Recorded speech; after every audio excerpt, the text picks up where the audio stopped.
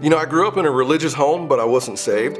So I joined the military. I spent 14 years in the military. About halfway through, I gave my life to the Lord. After 14 years, God called me to get out of the military and to come back to Calvary St. Pete, to where I got saved. I worked in town a little bit, then I was asked to come on in a maintenance role. So I did that job for a couple of years, and in that time, God really spoke to my heart, talked to me about the need of foster care, the need of the orphans in this community. Started that ministry of 4 kids, and a few years later, I was asked to come on as a pastor. One day, I just decided to get up the courage to go ask Danny, hey, what are we doing in foster care? And he looked at me and he said, find out. And I figured the best way to find out was to go ahead and become a foster parent. Tom comes to me and he says, Deb, I think we need to pray about doing foster care. And I thought, what?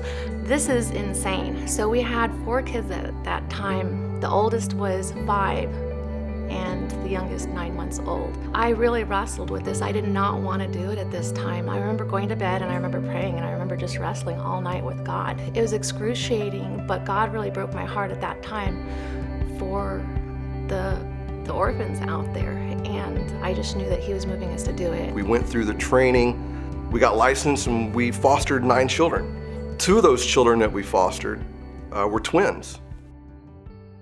We get a call and they ask if we want these twins, and of course I say yes. And so they come to the house and they deliver them their little car seats. They were born at 29 weeks at approximately 2.5 pounds apiece. They were 3 months old and still 6 pounds.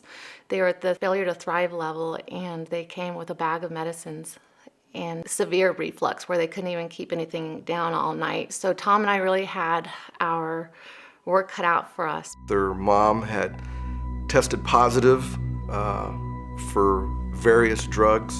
She had been drinking while she was pregnant.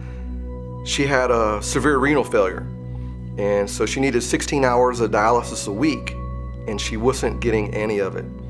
The mom also had HIV, and they give her drugs to keep the virus away from the children while the children are in utero. She wasn't taking the drugs. These children were born, they were in neonatal intensive care for 6 weeks. It's a desperate situation when we got the kids. We were just praying, my wife especially was really seeking the Lord. How do we bring health to these children? How do we restore these children to you? We know that you're gonna do it, but we also know that you put them in our home because you're gonna work through us. So, Lord, what's your plan? And Deb was just extremely diligent. She was so wonderful taking care of those children. 2 years later, I go to a conference in Orlando, and I'm talking with some of the people who are the higher ups in foster care. And I told them the story of Justin and Jeremiah. And this one lady's face just turned ashen, and she looked at me. She said, Justin and Jeremiah, and she gave their last name. And I was shocked. I was like, yes, how do you know? And she told me, she goes, those children were supposed to die.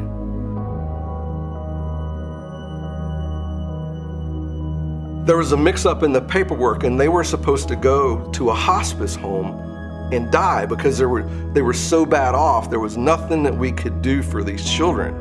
Mistake or God's divine providence? We saw God save these children. We saw Him intervene. They were not supposed to be alive. And then they had this disease, this HIV.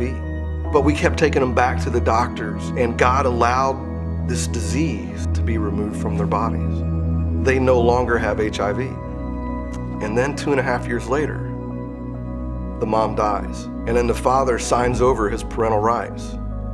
And now they're up for adoption. And God allows us, He blesses us so much to be able to now bring these children into our home. And they're my kids now.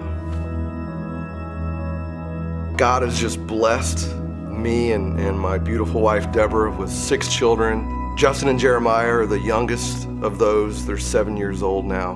And I see how Jesus takes death and He turns it into life.